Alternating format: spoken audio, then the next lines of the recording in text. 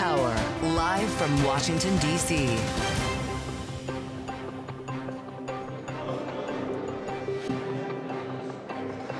This is Balance of Power on Bloomberg TV and radio. Go ahead, Kaylee.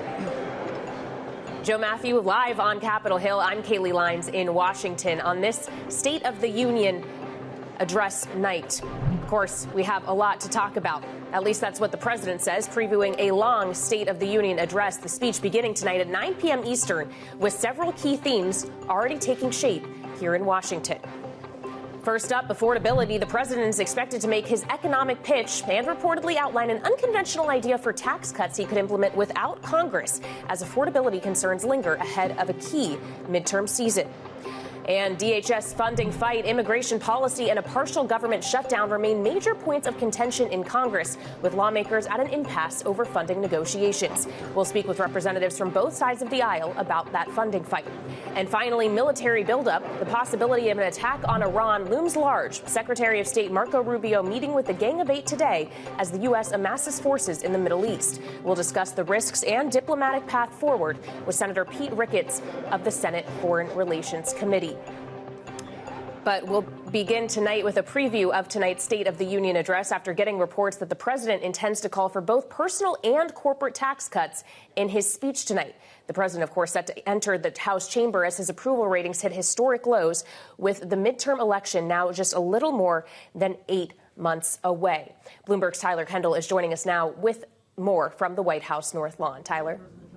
Yeah, hey, Kaylee. Well, it's our understanding that the White House is going to use tonight to try to refocus the narrative around President Trump's economic policies. As we know, the president has been playing defense when it comes to affordability. A new poll out just this week from Ipsos shows that 57% of U.S. adults feel that President Trump's handling of the economy has been negative. And that's why we're expecting him to tout those policy proposals that have already been enacted, such as those larger tax refunds under the One Big Beautiful Bill, as well as push forward some policies that he would like to see get done. That includes Bloomberg News reporting earlier today that the president is set to announce a negotiated non-binding pact between the administration and big tech companies to assume more of the costs related to electricity in a bid to offset that for American consumers. We also, as you mentioned, heard from some television anchors who had a previous pre-State of the Union lunch with President Trump, saying that he will unveil some sort of personal and corporate tax cuts moving forward, though we are still waiting on what those details look like. Of course, tariffs are the center of this administration's economic policies, and sitting front and center today looking at the president in that chamber is going to be those Supreme Court justices that struck down his tariffs just on Friday. Kaylee and Joe, tariffs are perhaps that perfect segue to connect domestic and foreign policy. The president has had some tough words for our trading partners, and of course, foreign policy will be center stage as tensions escalate between the U.S. and Iran. Bloomberg's Tyler Kendall reporting from the North Lawn of the White House as the president, of course, in that building behind her, prepares to step into the motorcade and head up here to Capitol Hill. I'm Joe Matthew, and we're glad to have you with us here on a special edition of Balance of Power, joined now by Democratic Congressman Pete Aguilar of California, who is chair of the House Democratic Caucus. It's great to have a member of leadership to tee us off this evening. Congressman, welcome and happy State of the Union. Good to be with you, Joe. This is supposed to be a happy and exciting day, right? A speech before a joint session of Congress. The past couple of years, the State of the Union has devolved into a bit of a two-way conversation. Are you hoping for decorum, as Leader Jeffries has called for this evening, from both sides of the aisle? I'm hoping for decorum, but I'm also hoping for a good aspirational speech that is about where the country should go. Yeah. And unfortunately, I just don't know if the president's capable of doing that. Okay. Well, you know, he says he's going to talk for the better part of 2 hours, is what we understand. He says there's a lot to talk about because of so much that's happened in the last year. I spoke with your guest you have this evening, Dr. Cameo Carter, who's a pediatrician. Does that mean you're hoping to get some insights into the future of ACA premiums? Yeah, absolutely. I think that that's something, obviously, that was cut out of the president's budget. He didn't put forward a solution. He let it expire at the end of the year. Congress, in a bipartisan way, and the House of Representatives pushed back and passed a bill that would restore those premium tax credits. That's something that should be done. It's bipartisan. It's supported by folks uniformly around the country, and we haven't been able to do that. And the president hasn't led on this. And in fact, everything he's done has made it more difficult for people to get health insurance. How did this debate die out? Isn't there a bill waiting in the Senate? There was some momentum here. There was a deal to get a vote on the floor. And we're not even talking about it right now. Yeah, I mean that on this in the Senate, they just haven't moved on this, and they work in gangs over there. There's more gangs in the Senate than there are in New York, and so I don't know how that place works. But what I can tell you is, when people said it couldn't be done, Hakeem Jeffries and House Democrats, put forward a plan, a 3-year plan that would do it, and 17 Republicans joined with us in order to get that done. That speaks volumes to the fact that this is bipartisan and that we want to see action on this. And so it's unfortunate that the Senate hasn't moved on it. It's our hope that they still could. They could open up the enrollment period, but the window is absolutely closing. Well, it sounds like this is a midterm election issue one way or the other.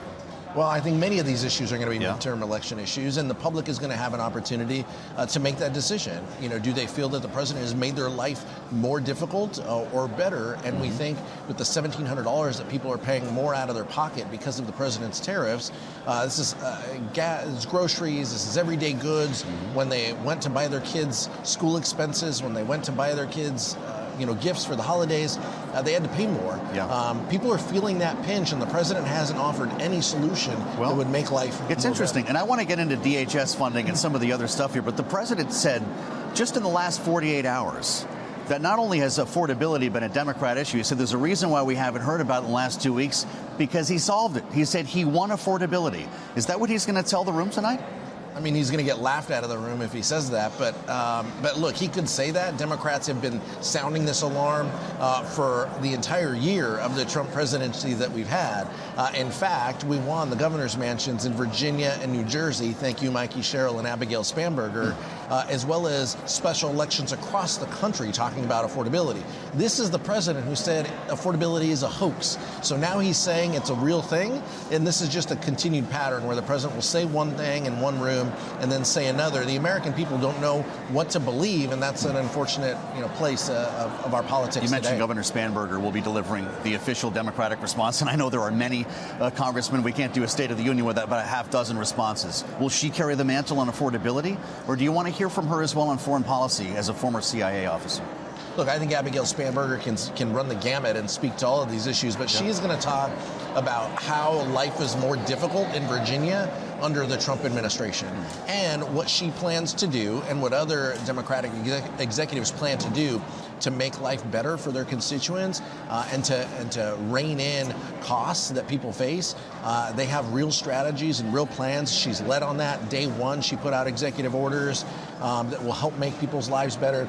That's exactly what leadership looks like. Unfortunately, we don't see that out of the White House. The president will be standing in front of a joint session of Congress with a partial government shutdown underway, which is a peculiar backdrop, and I'm not sure it's ever happened for a State of the Union address. Department of Homeland Security, we know the debate here, and I'm wondering what your thoughts were on the one sheet that the White House put out to Democrats. I think it was sent to your office just a couple of days ago that had a list of items that the White House believes it has offered to Democrats to try to lower the temperature. They include, by the way, officers identifying themselves, still masked. They include body cameras. You need to see demasking, and you need to see action on judicial warrants to vote yes on that bill. Is that right? What we need to see is a law enforcement agency that acts like our local law enforcement agencies act. And that means identifying yourself when you have an encounter with an individual. It means warrants when you go into someone's vehicle or in their home. That's what it means. All we want is a reasonable law enforcement agency that has rules and guidelines. And right now, under Kristi Noem, there are absolutely no rules and guidelines. And in fact, we see local police officers, back home say this is something that we would never do. So that's what we want to bring parity. Democrats put 10 issues on the table. I know the White House has responded to 1 or 2 items, and we appreciate that. But they need to address the rest of these items, and they need to decide whether they want to look like a real law enforcement agency or whether they want to look like a rogue, vigilante group that they have been, where there are no rules and they feel seemingly free to shoot U.S. citizens. Well, wow, that's quite a statement. It doesn't sound like we're getting closer to a deal here. Do you expect any nuance from the president tonight, or is this more of a shame Democrats kind of a speech? Well, look, I think every speech he gives is about shaming Democrats. On this particular issue, if the president wanted to lead, the president should tell Congress, look, separate these issues out. And there's no reason why we can't fund DHS for Coast Guard, TSA, FEMA, Secret Service. Does every Democrat support that? Because we've heard some who were skeptical about that idea that you would effectively lose leverage. The chair of the this isn't about leverage. Like, Democrats don't wake up every day thinking about like what leverage is the best. This is about what helps the American people and what puts shine a bright light on the issues that we have. So do you have voters for that Rosa DeLauro bill? Rosa DeLauro, put this bill out. She's the chair of the Appropriations Committee. This is something the president really leaned in and wanted to make this happen. He could push John Thune into putting this bill on the floor. The president has said that he is the Speaker of the House, so he could call up this vote. But I'll tell you, I would support it, and I think the majority of the House Democrats would support this bill, and it would isolate CBP and ICE to say, look, these are the bad actors right now, and until they are reined in, until they look like real law enforcement agencies and have rules and don't want to detain U.S. citizens and use taxpayer money to wreak havoc on folks, then we're just going to continue to keep talking about that, and they can live off of the one-time money that they have. We haven't touched foreign policy before you leave us on this fourth year of war in Ukraine. Remarkable that we're hitting that mark today, and the prospect of starting another war with strikes against Iran. Are you concerned that the president will announce that strikes have been approved when he speaks tonight? I don't think this would be the proper venue for him to do that. But I do think that it is something that, based on public reporting that we are hearing, obviously, and it's something that we're monitoring closely. But I don't think that it would be the proper venue for the president to come and announce that on the House floor. I think that. And clearly there is some dissension within the ranks of the military based on public reporting and the Pentagon and the leaders that he's talking to. But look, we need more visibility, into this, and we need to know what the plans are. And more importantly, the American people need to know what the exit strategy is if he carries out a strike in Iran. This would be very, very different than anything else that we have done in the past. And the president needs to come to Congress and to make us a partner within this. This isn't about Venezuela and going in and grabbing somebody. This is about strikes, offensive strikes into a foreign country. Congress needs to be consulted. Glad we could spend some time this evening. We'll be watching the speech along with you and the response. Democratic Congressman Pete Aguilar of California. He's the chair of the House Democratic Caucus and will be headed to the chamber shortly. Let's check back in with Kaylee Lines in our Washington bureau. Well, I would imagine, Joe, that many gathered where you are in the Cannon Rotunda in the House are going to be heading to the chamber soon. What's activity like there as we await the president's speech less than 4 hours from now? It's all a buzz. This rotunda is lit up here. We're in the Cannon office building right now, Kaylee, and they're starting to close streets down right outside the Capitol complex. And interestingly, they've got the fencing back up as well, that black fencing wrapping the Capitol this evening, just in case there are any security concerns, of which we don't know any. But things are locked down, and as we get closer to the president's arrival in the 8 o'clock hour, security will be awfully tight. And we'll make our way over to Statuary Hall for our special coverage a bit later.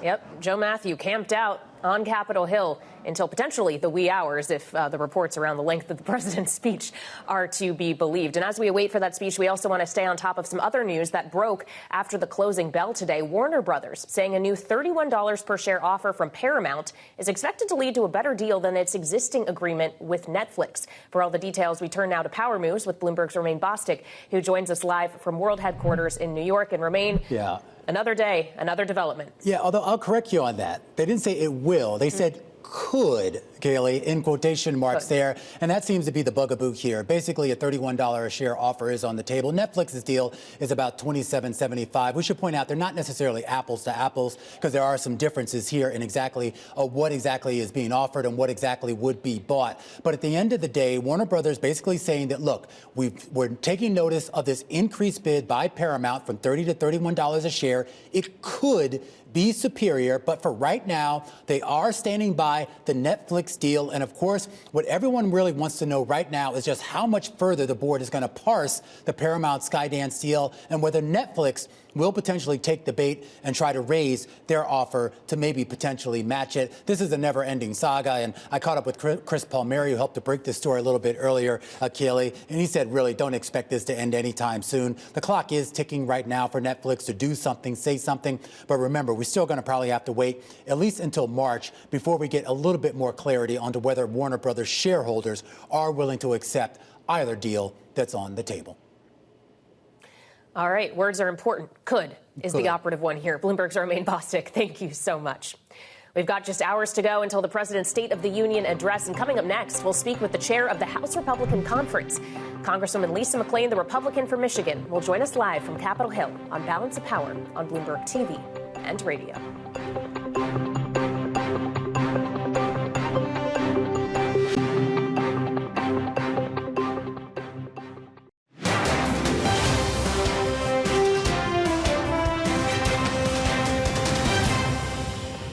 I mean, these poll numbers for Donald Trump are like an extinction-level event for him. He's like minus 40 plus with independents. Latino voters are leaving him. Young voters are leaving him. Working class white voters are leaving him.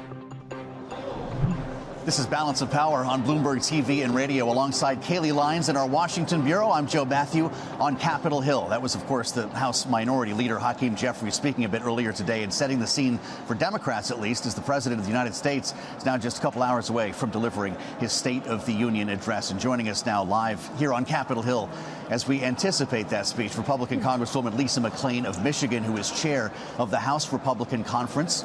Madam Chair, it's great to see you on State of the Union night. Thanks for being here. Thanks for having me. You look like you're dressed up for something big here. I don't know what you're anticipating, but we just spoke with your Democratic colleague, and of course, everybody is arriving here with an agenda. And I want to talk about the president's agenda because I know you're a close ally of his. He's carved out some time. He says he's going to speak for a while because he's got a lot to talk about, and I'm wondering where he should start. Is it domestic issues? Do you want to hear about affordability, or does he need to clarify what's going on the other side of the world with Iran? I think he'll do both. Yeah. I think really what the American people want to hear most of is the domestic issues, domestic policies. When I'm out in the districts and when I'm traveling around, people are really concerned about the price of things. Yeah. And, you know, under Biden, purchasing power reduced for American families by about $3,000. We've already increased that and clawed back about $1,200 of that $3,000. We still have work to do. But I think you'll see that in the president's agenda is really hit home all of the economic wins that we're beginning to see from the working families tax cuts or the one big beautiful bill. Affordability, as you're pointing to now, is a real issue for everybody, of course. And he said recently in a speech at the White House that he won affordability. He said he solved it. Do you worry about a definitive statement like that as kind of a mission accomplished banner on such an important issue? You know, I think we have a lot, we had a massive hole that we needed to dig out of, right? 9% inflation, right? That's huge. 2% growth. We're up to 5% growth, over 5% growth. Inflation is down to a little bit over 2% now. It's good. We are digging ourselves out of the hole, but we do have a ways to go. We're not there yet. And even when we get there and we get, you know, the president, he's not playing for status quo. He wants to do better for the American people. And that's one of the reasons why I remind everybody, you should really thank Republicans, because if it wasn't for us passing the working families tax cut, every single Democrat voted to raise your taxes. Every single Democrat did. It's simple. We want Americans to keep more of their money in their pocket. They were, of course, you're referring to the Trump tax cuts and the extension that we saw in the big, beautiful bill. That 9% inflation, of course, was the peak in the Biden administration, and they brought it down to below 3% by the time they left. The Federal Reserve, of course, has been waiting to see that get below 2% as a target. Can the president do that this year? I think he can. I really think he can. Now, the longer the shutdown goes, you know, with a partial shutdown, I don't think that helps. At every turn, people are trying to put roadblocks in the way. Let's all work together to do better for the American people. That's what we all want. Can't we be like the American hockey team, both women and men? You know, it felt really good to both cheer for the same side for once. Well, they're going to be in the room tonight. At least some of those. They are. 5 of them from Michigan. Players. Well, you know, Hockey Town for you. But, you know, the president's going to have a lot to talk about beyond the guests in the room here. When it comes to immigration, for instance, the debate over the Department of Homeland Security, you referenced this partial shutdown that we're in. Are we in for a record, Congresswoman? When I talked to you after I talked to Pete Aguilar, it sounds like you are still an ocean apart. You know, I wish we weren't. But think of what we're talking about and think of what they're holding the American people hostage for. We've already funded ICE. And all we're asking for the local officials in these Democratic sanctuary cities is when criminals have served their sentence, that are here illegally, don't release them back into the communities. Release them back to ICE so we can deport them to their native land. Why are you releasing these criminals out into the communities? That's what the fight is over. Really? You can look at this a couple of ways. Democrats would tell you that Republicans are keeping DHS closed because you're demanding that ICE agents be masked and shouldn't have judicial warrants. How would you respond to that? Okay, really? Yeah. Democrats, just listen to what we're just talking about. Democrats are complaining because ICE agents are masked. Yes. Aren't they the party of masks? I mean, that's kind of funny. The sad part is we wouldn't have to do that if the Democrats wouldn't dox our ICE agents and put our ICE agents in jeopardy. So, you know, they're full of hypocrisy. How about Look no further. Judicial warrants, though, if they're entering someone's home? The judicial warrants, I think, is a tactic used to slow the entire process down. They know that, and the American people know that. Listen, ICE is doing what they've done for centuries. They're doing their job to keep the American people safe and keep violent people off of our streets. Look at the crime numbers since President Trump has taken office. They're the lowest they've been in decades. That's a good thing. So we're illustrating not only the contours of this debate, but the very stubborn, harder edges of this debate. We could be still talking about this in the summer, Gosh, I hope Congresswoman, not. And you made the point. ICE doesn't need the money. What's going to happen to DHS, FEMA, and the Coast Guard? Would you support carving out ICE and funding those other agencies within DHS? No, they're all together. You know what I would support? Let's support passing the bill of which the Democrats voted for on a bipartisan basis when it left the House. I remind everybody, and these are the facts, they're not political, Democrats supported that bill in committee when it came out of committee in the exact form that it is right now. Stop obstructing, stop playing games. Let's get on to doing the people's work. That's what they want. Do you support limited strikes in Iran if the president announces tonight that we're going there? You know, I don't see that. Well, let me talk about my strategy. I don't really want another foreign war. I don't think that the American people want another foreign war. But there's never been a better president right now to put America first and make sure that our interests are taken care of. And what I mean by that is for decades, Iran has been playing games with us with their nuclear deals. They are not good actors. They're not honest brokers. They're not honest partners. And this president is bound and determined to make sure that they hold up their end of the bargain, of which I might add that they already agreed to. And he has every intention to make sure he does that to keep our neighbors and our allies safe, as well as keeping Americans safe. Well, I'll be deeply curious to hear what he has to say about that. I'm sure you will be as well. And I really appreciate your talking about some tough issues with us this evening on Bloomberg TV and radio. Congresswoman, thank you. That's House Republican Conference Chair Lisa McClain of Michigan, as we check back in with Kaylee Lyons in our Washington bureau. Well, Joe, we'll have more from here in Washington and Capitol Hill tonight as we're gearing up for special coverage of President Trump's State of the Union address. That begins at 8 p.m. Eastern time right here on Bloomberg. But still ahead to this hour, as you were just discussing, Iran. Secretary of State Marco Rubio meeting with the Gang of Eight today as the president weighs strikes on the country. Republican Senator Pete Ricketts of Nebraska, a member of the Senate Foreign Relations Committee, joins us with his take next on Balance of Power on Bloomberg TV and radio.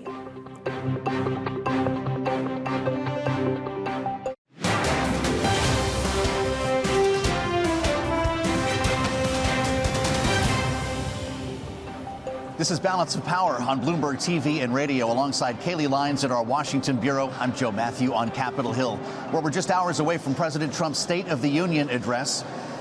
We'll be checking back with Kaylee in our Washington bureau as part of our coverage here. Kaylee, it's, of course, a speech that begins at 9 o'clock, but the festivities have already begun here on Capitol Hill. Yeah, as evidenced by what seems to be a pretty noisy Cannon Rotunda, Joe. And as we anticipate, the president's going to cover a lot of ground in what could be a very long speech tonight. Front and center to the president's speech could be, in part, artificial intelligence and tech investments across the country. And today, one of those AI leaders, Anthropic CEO Dario Amodei, was issued a warning at a meeting with Defense Secretary Pete Hegseth that the Pentagon will terminate the AI company's military contracts on Friday if it fails to meet government terms for use of its technology. This, according to people familiar with the matter who spoke to Bloomberg's Michael Shepard, and he's joining me now here in our bureau for the latest. So it's not just that, Mike. They're actually threatening to invoke the Defense Production Act. What would that mean? Yes, this is a pretty big escalation in this feud overall. The contracts are one thing, but using the Defense Production Act would mean that the Pentagon would declare that it will use Anthropic's AI technology, even if the company says no. They would be invoking this Cold War era law that we have seen enacted in various circumstances during the COVID-19 pandemic to boost production of respirators and protective masks and other protective equipment. But this would be a real new development when it comes to AI, because the Pentagon has declared artificial intelligence to be a key priority for the administration and for the military in particular, especially through this new strategy that they just unveiled last month. Well, so when we consider the strategy going forward, is Anthropic's Claude easily replaced in terms of how it's used operationally at the DoD? Well, this is a really great question. And right now, Anthropic is the incumbent when it comes to artificial intelligence in the military and defense and national security establishment here. And the reason is this. They were the first, and they were the first company granted classified access to do artificial intelligence work for the government, for the Pentagon.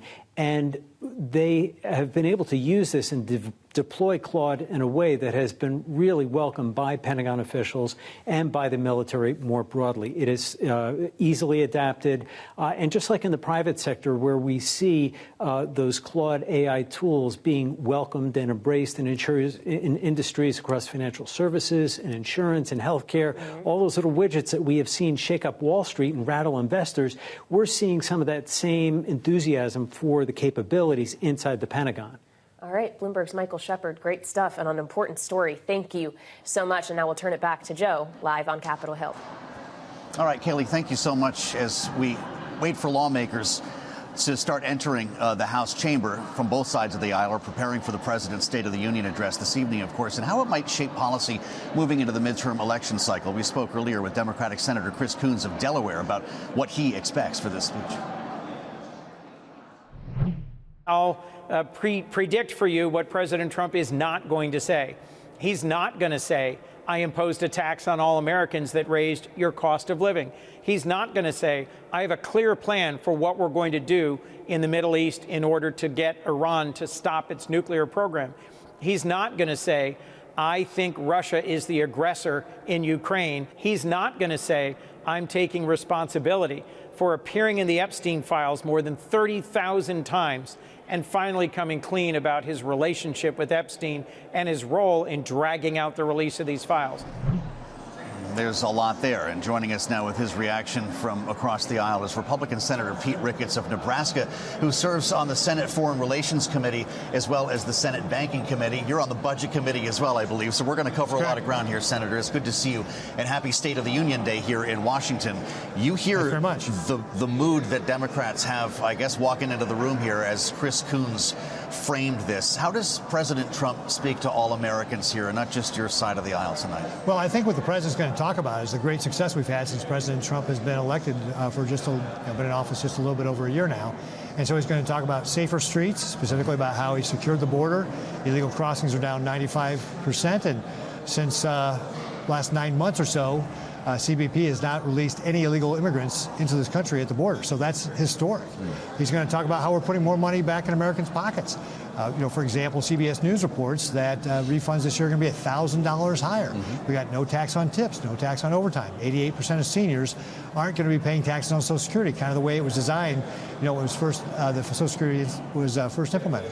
And then, of course, he's going to talk about peace through strength, about how under the Biden and Obama administrations, they thought they could appease their way to world peace. We could just buy off our enemies like Iran. They sent, Obama sent pallet loads of cash to Iran. And what President Trump has done is said, hey, no, we're actually going to treat them like the pariah country they are. They're the leading state sponsor of terrorism, so we're going to sanction them. And that's frankly why, Iran has 40% inflation. We've been taking down their foreign reserves, and now he's demonstrating the strength in the negotiation on the nuclear issue. So I think the president's going to hammer home the things that matter to Americans, that we're keeping people safe, that we're putting more money back in their pockets, and that the country is strong again. Let's unpack a couple of the things that you just mentioned. I know Kayleigh's going to have some questions for you, too. On the matter of Iran, could we hear an announcement tonight that he has approved strikes?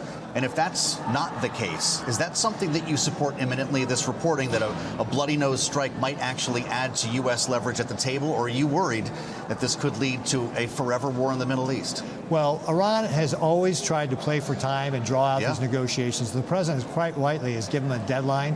He said, hey, you got 15 days to figure this out. Strikes are just one of his options, but he's got a lot of other things he can be doing with regard to continuing to sanction the country, sanction individuals, making sure that we're, for example, continuing to go after the ghost fleet of tankers out there, expelling diplomats, for example, would be another thing we could do, holding them accountable for what Iran is doing. So the president has a lot of tools in his toolbox. Military strikes are one of those things. I think that you'll find that if the Iranians look like they're not going to negotiate in good faith, the president will use any one of those tools. I mean, for example, the other thing, too, just give internet access to the people who are protesting so they can coordinate and we can find out exactly what's going on in Iran. Hey, Kayleigh, let's bring you on this conversation. What do you have for the senator? Well, Senator, as you discuss tools, doesn't Congress technically have a role to play in some of these tools as well? Shouldn't it be Congress that authorizes any kind of use of force in the Middle East? Well, the president, quite rightly, has the authority to be able to defend the country. So there's no question that the president should be the one who's taking this.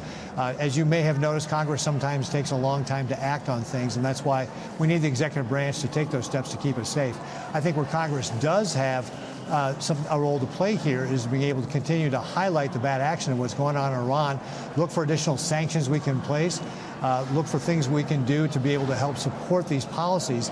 We can continue to fund the organizations that can provide the internet access that would allow the Iranians to be able to use different, satellites to, like Starlink, to be able to get the word out and be able to coordinate their different protests. Those are the things that we can do to help support what we're doing to be able to continue to keep pressure on that repressive regime in Iran. Well, obviously, this is one area of geopolitical interest, and we're eager to hear what the president says about it tonight. But it's important to note that he will give this speech tonight as we mark 4 years to the day of Russia's invasion of Ukraine. What message do you hope the president sends in that regard? Should it be a message for Ukrainian President Volodymyr Zelensky or one targeted at Russian President Vladimir Putin? When we're looking at Ukraine, the holdup to peace here is Putin. He's a dictator. He launched this war of aggression. You think the president recognizes that? I think the president is clear-eyed about who he's dealing with after trying to negotiate with Putin, and Putin just continuing to, again, stall for time and draw out these negotiations. I don't know that Putin knows he's losing. And that's where I think the president needs to continue to stand very strong and say, hey, Putin, you are losing. This is something you should take the deal and get some to a peace thing, or it's just going to get worse for you. And that's something the president's done very well around the world. Well, we appreciate you weighing in on this as a member of the Foreign Relations Committee. You also, Senator, serve on the Budget Committee. And we spoke with the chair of the Budget Committee in the House yesterday, Jody Arrington, who was very excited about the idea of potentially a second budget reconciliation package that would in part codify the president's tariffs into law. Do you think there's any real chance of another reconciliation package making its way through this Congress? We absolutely ought to be exploring our options with regard to another reconciliation bill. We should work very closely with the White House with regard to what policies they want to do. And certainly, there's a lot that we can be taking on, so we've got to, be a little bit selective about the topics we want to pick. But I absolutely believe that a second reconciliation bill is something that we could use to continue to drive policy here while we've got control both of the House and the Senate. Senator, what promises he seems are we going just to as hear the president make here in the year ahead when it comes to so many issues? He's going to have the 4 Artemis astronauts apparently as guests. I believe the Speaker of the House actually invited them. What can we look forward to in this speech when it comes to American exceptionalism, something we haven't heard yet? Well, I believe the president will continue to highlight how we're the greatest nation on earth. I mean, there's no doubt if you've ever talked to the president, he absolutely believes that. And that's why I think he's going to continue to hit upon the themes of the success we've had with regard to safer streets, more money in your pocket, peace through strength. I think the president's going to continue to look ahead to those things that reinforce those themes. And of course, it's the 250th anniversary of our nation's founding. So I think that he'll be talking a lot about how that plays into all the success that we're having, what he's hoping to do in the future. So I think this theme of American greatness is one that will continue to roll. Look, remember, last year he talked about a golden age, right? He has not backed away from that at all, right? He wants to continue to drive this golden age. And so far, we've got a very good start on it, and we want to continue that momentum rolling. Kayleigh mentioned Ukraine, and I'm glad that she did, because it's 4 years of war today. And it's something that not enough people are talking about, Senator. Can the president end this war this year? To end the war, you're going to need the help of Putin. He's the one who started this war. So you're skeptical. I got to believe that Putin's got to believe that he's losing the war, and I don't know that he believes he's losing the war yet. How about that? I mean, it has become something that has drained his country tremendously of the people. There's the casualties, the economic side. We're seeing the strains on the Russian economy. What I think we need to do as the United States is continue to support Ukraine and continue to find ways to sanction Russia.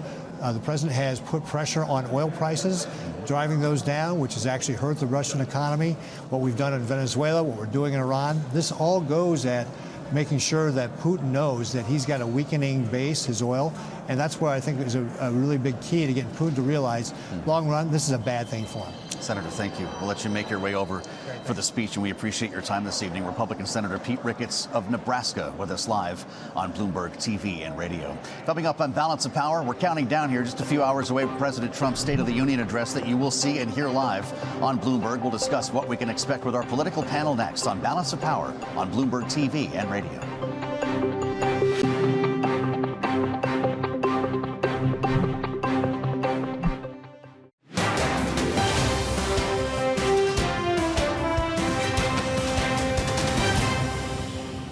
This is Balance of Power on Bloomberg TV and radio, alongside Kayleigh Lines in our Washington studios. I'm Joe Matthew, live on Capitol Hill. We're just hours away from President Trump's State of the Union address before a joint session of Congress. First, Kayleigh has a look at some of the other stories we're following in this evening's Power Brief. Kayleigh? Indeed. Here are the stories that we're watching, Joe. First, the Office of U.S. Attorney for D.C., Jeanine Pirro, has decided to stop pursuing a case against 6 Democratic lawmakers who urged members of the military to not comply with unlawful orders in a viral video late last year. That's according to a report from NBC News, citing 3 people familiar with the matter. The news comes about 2 weeks after a federal grand jury unanimously rejected Pirro's attempt to indict the lawmakers over the videos, with jurors saying they did not believe the government passed the threshold to bring an indictment. Republican Congressman Tony Gonzalez of Texas says he is not resigning, despite calls within his own party to step aside. This amid allegations that Gonzalez, who is married, initiated a romantic relationship with a district aide who died of suicide last year. Multiple House Republicans, including Nancy Mace and Thomas Massie, have called on Gonzalez to step down after explicit text messages between him and the staffer surfaced. House Speaker Mike Johnson spoke with Gonzalez today, but said his political future should be up to voters to decide. And a top Democrat in Congress says the DOJ appears to have withheld files on Jeffrey Epstein related to a claim that the president sexually abused a minor. Oversight Democratic Congressman Robert Garcia, who's the ranking member on that committee, said the DOJ, quote, appears to have illegally withheld FBI interviews with the survivor who accused President Trump of heinous crimes, promising to open a parallel investigation into the matter. Garcia made his announcement today just hours ahead of the president's State of the Union address, where Epstein survivors will be gathered. Democrats held a press conference earlier today alongside those survivors, with Congressman Pramila Jayapal saying this. Today, the world will see Donald Trump have to face these survivors right there in the House gallery and answer for why ambassadors and princes have been arrested in other countries, but here in America, not a single investigation has been announced into the pedophiles and the predators of Epstein's horrific sex trafficking ring. Joining us now for more on that as we look ahead to the president's State of the Union address just over 3 hours from now. In our Washington bureau with me is this evening's political panel, Bloomberg Politics contributors Rick Davis, Republican strategist and partner at Stone Court Capital, alongside Democratic analyst Jeannie Sheehan Zaino, Democracy visiting fellow at Harvard Kennedy School's Ash Center. Thank you both for being here. You will, of course, be with us throughout the duration of the proceedings this evening, which we understand could be quite long indeed, as the president says he has a lot to talk about. But, Rick, I would imagine things he doesn't really want want to talk about include things like the Epstein files, include things like the fact that his ratings on what are supposed to be his strongest issues are indeed poor, the fact that the justices that will be sitting right before him have just ruled against him on tariffs. How does he spin these things around and try to make them positive? I would say the one thing he probably will address are the justices tonight, because he can't help himself but want to try and extract some penalty for missing out on that ruling. But I agree. I don't think you'll hear about Epstein. I don't think, it's an issue that he wants to draw any more public attention on. He's been the sole voice within Republicans gathered in the Congress to say, we should just forget about it. And yet others in our party have been saying, no, we need a full and transparent investigation into what happened. So Democrats, great playbook, bring the survivors in, draw some attention to it. We're talking about it now. But unlikely that the Epstein affair is going to be brought up in his speech. Well, so then it becomes a matter of what else is going to be brought up. We've been told by Republicans just this hour who've been speaking with Joe on Capitol Hill that they expect him to say, I've gotten a lot of wins economically for the American people. Just look at the tax cut bill that passed last year. And we've had reporting that some of those who were gathered for the annual media luncheon earlier today, that he's thinking about tax cuts that he might not even need Congress for. Is that what the American people want to hear, Jeannie? Everybody loves a good tax cut, so I think so. I think, the devil is in the details, because to your point, and what we heard out of that luncheon was a tax cut that doesn't involve Congress. How is that constitutional under Article 1? So I'm so excited to hear what he has to say on that.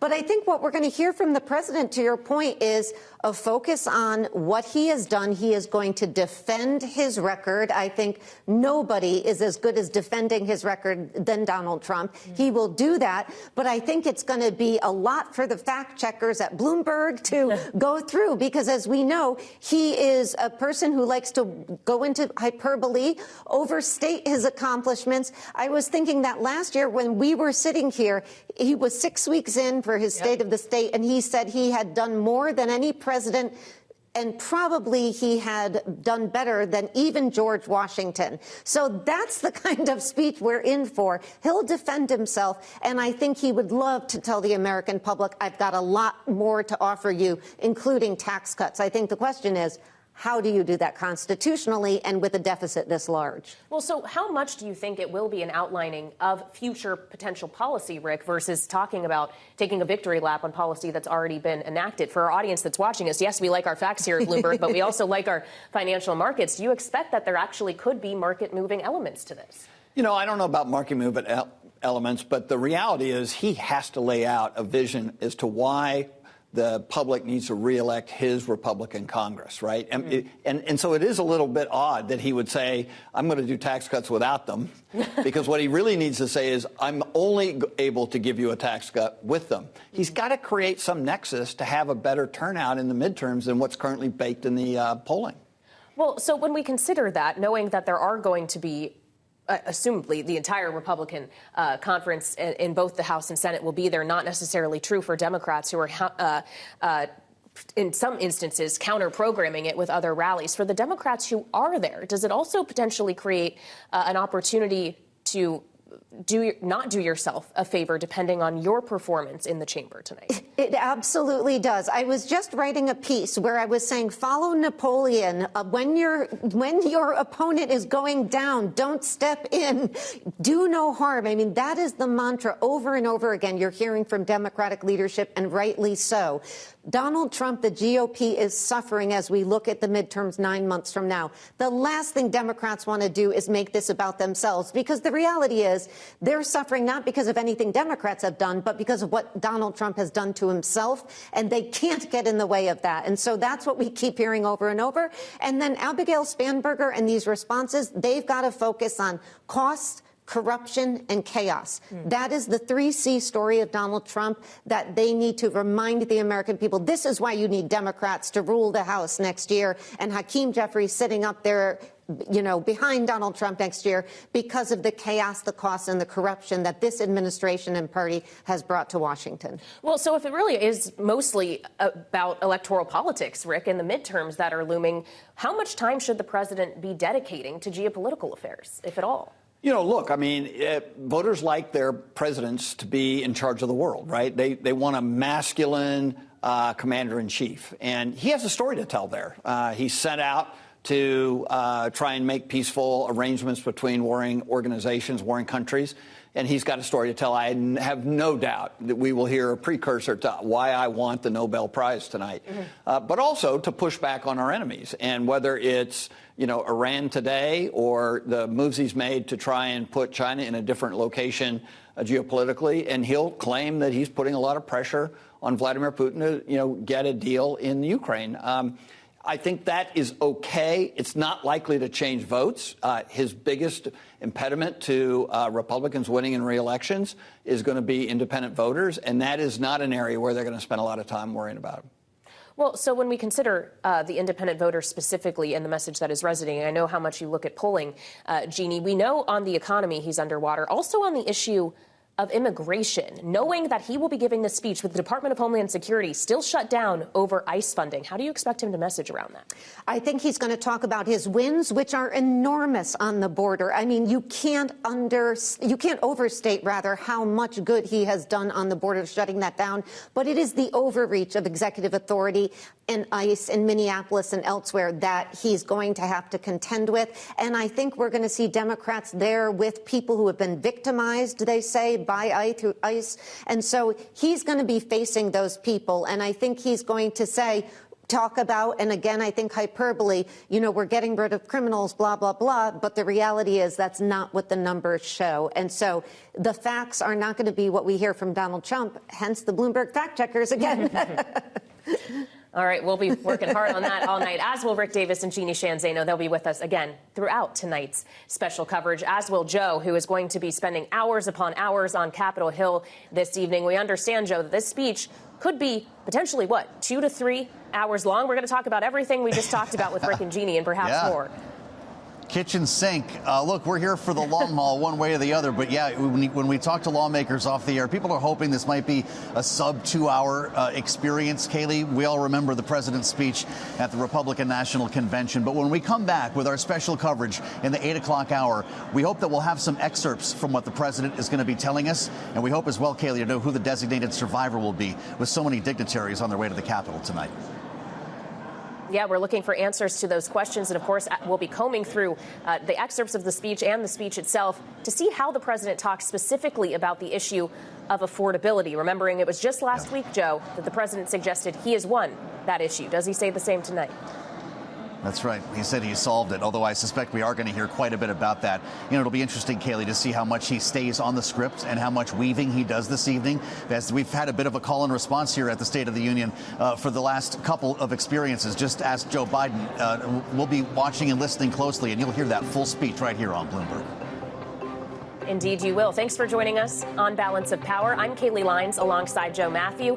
And again, if you want to hear that full speech and get our analysis of it before and after the fact, make sure to tune in at 8 p.m. Eastern Time for our special coverage of President Trump's State of the Union address right here on Bloomberg TV and radio.